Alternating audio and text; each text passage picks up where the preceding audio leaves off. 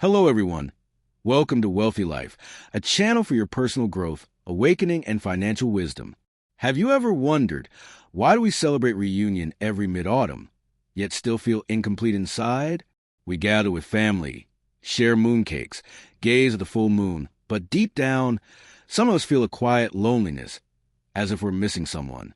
And sometimes that someone is ourselves. We talk so much about reunion with others, but few ever talk about reunion with oneself.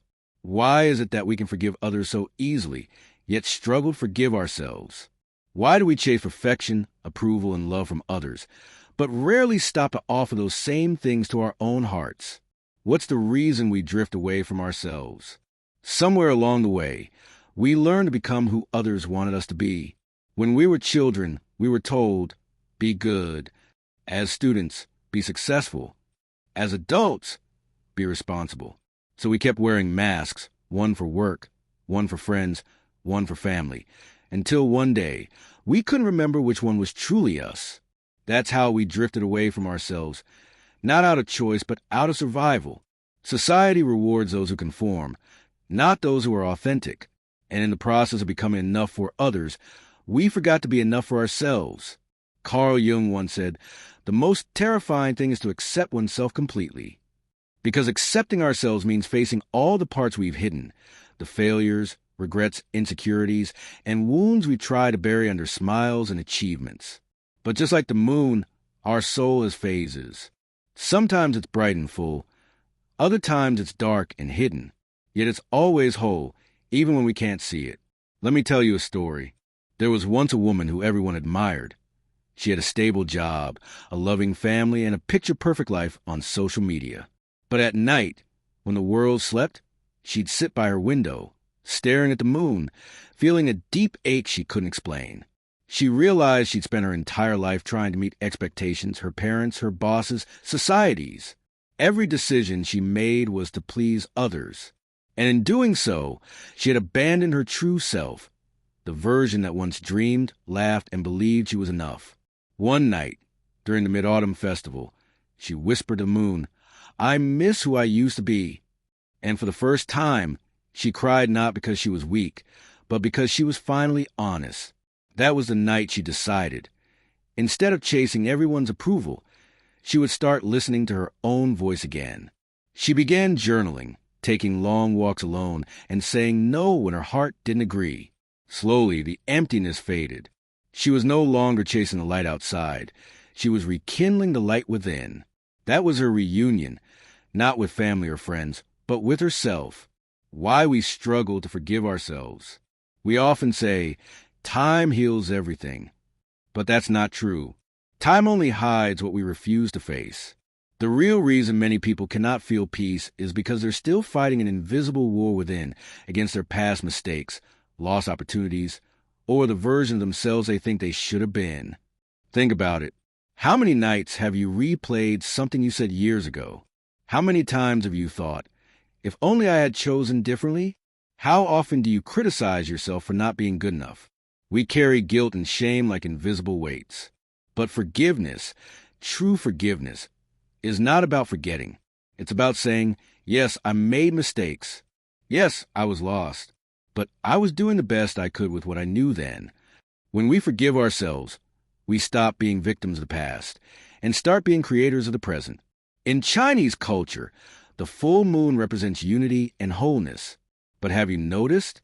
The moon doesn't stay full forever. It waxes and wanes. And yet, no matter what phase it's in, it never loses its completeness. That's exactly like us. Even when we feel broken, even when we're in our darkest phase, we are still whole. We are still enough. This mid-autumn, instead of only celebrating external reunion, let's also honor internal reunion. Sit under the moonlight and ask yourself gently, where did I lose myself? What part of me have I been ignoring? What would it feel like to forgive myself completely?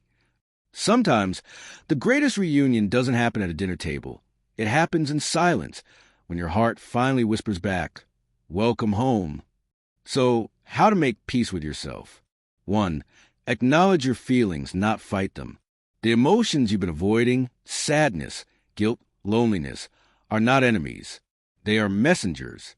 Instead of suppressing them, try asking, what you try to tell me? Maybe your sadness is saying, I need rest. Maybe your anger is saying, I deserve respect. Listening to your emotions is a first step to inner reunion. 2. Let go of the ideal self. Perfection is a prison. The more we chase it, the further we drift from peace. In the movie Good Will Hunting, there's a powerful scene where Robin Williams tells Matt Damon, it's not your fault. He says over and over until the character finally breaks down, because deep down, many of us are still blaming ourselves for not being perfect. Remember, you don't have to be perfect to be worthy of love. 3. Reconnect through silence and solitude. In a noisy world, silence is a sacred mirror. Take time away from screens, opinions, and demands. Sit quietly, even for 10 minutes, and breathe. At first, it feels uncomfortable, but slowly, your inner voice becomes clearer. That voice is your oldest friend. It's been waiting patiently for you to return. 4. Write a letter to your past self. Write down everything you wish you could say, the apologies, the thank yous, the forgiveness. Then say, I release you. I forgive you. I love you. You'll be surprised how healing it feels. Because sometimes closure doesn't come from others. It comes from within. 5. Celebrate progress, not perfection. Every time you choose kindness over criticism, honesty over hiding, rest over burnout, you're coming closer to yourself. That's worth celebrating. Even ancient tales remind us of this truth. Channa, the moon goddess, lives alone on the moon after drinking the elixir of immortality. Many see her story as one of loneliness, but in another light, it's also a story of transformation. She learns to embrace solitude and finds peace in her own company. Maybe that's what the mid-autumn moon has been teaching us all along, that solitude isn't emptiness. It's reunion with your soul. So tonight, when you look at the moon, don't just admire its beauty. See yourself in it.